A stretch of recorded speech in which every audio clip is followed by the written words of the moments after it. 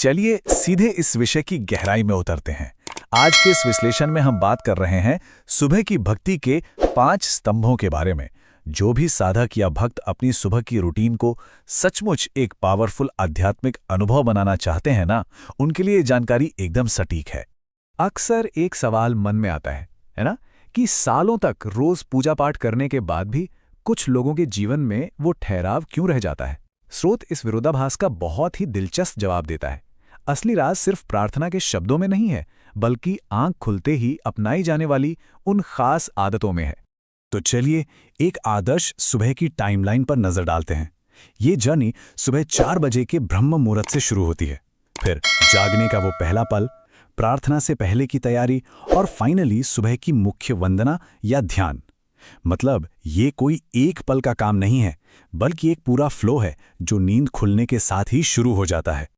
आइए अब पहले स्तंभ की तरफ बढ़ते हैं, ब्रह्म मुहूर्त की शक्ति। सुबह 4 बजे से 6 बजे के बीच का जो टाइम है, जिसे हम ब्रह्म मुहूर्त कहते हैं, वो सच में एक गेम चेंजर है। स्रोत बताता है कि इस वक्त पूरा माहौल एक कमाल की पॉजिटिव एनर्जी से भरा होता है।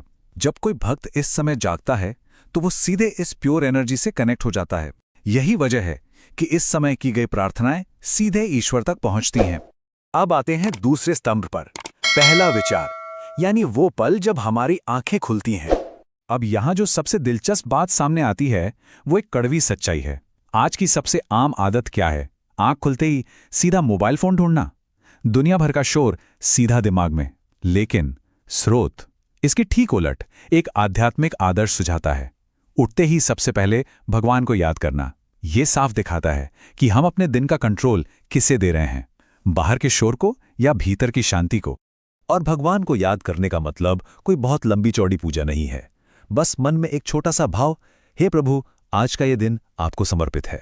स्रोत के अनुसार आंख खुलते ही बस 10 सेकंड का ये विचार, जी हां सिर्फ 10 सेकंड, पूरे दिन की दिशा को पूरी तरह से बदल कर रख सकता है। चलिए अब तीसरे स्तंभ पर चलते हैं, प्रार्थना से पहले की शुद्धता। बिस्तर से उठने के बाद नहाना, ये सिर्फ शरीर को साफ करने के लिए नहीं है। स्रोत इस पर बहुत जोर देता है कि शरीर की ये शुद्धता असल में हमारे मन की शुद्धता को बढ़ाती है। नहाकर जब कोई पूजा करने बैठता है तो वो मानसिक रूप से पूरी तरह फोकस्ड होता है। ये हमारी भक्ति को और भी ज्यादा पवित्र और असरदार बनाने का एक बेहद जरूरी कदम है। आगे बढ़ते हैं चौथे स्तंभ की ओर, ध्यान और मंत्र। अब वो समय आता है जब हम सच में वंदना के लिए बैठते हैं। स्रोत कुछ बहुत ही शक्तिशाली उदाहरण देता है, जैसे ओम नमः शिवाय या राधे कृष्ण का जाप करना।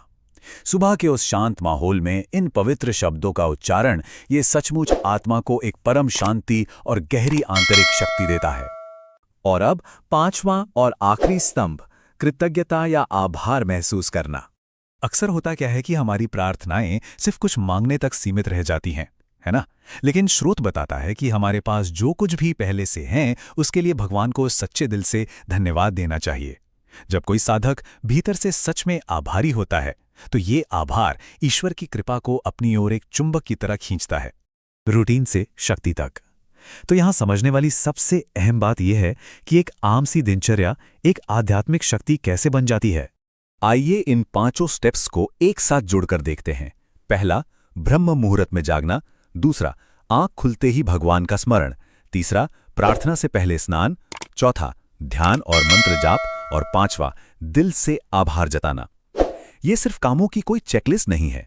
स्रोत बहुत स्पष्ट करता है कि जब इन 5 आदतों को एक साथ अपनाया जाता है तो ये किसी भी रुकी हुई रूटीन को एक जबरदस्त आध्यात्मिक शक्ति में बदल देती हैं। स्रोत का ये कोट इस पूरी चर्चा का बहुत ही खूबसूरती से निचोड़ निकालता है। भक्ति का असर तब दिखता है जब वह दिल से की जाए। हम सभी की अपनी अपनी तय दिनचर्याएं होती हैं, लेकिन क्या हमारी वो रूटीन सच में दिल से निकल रही हैं?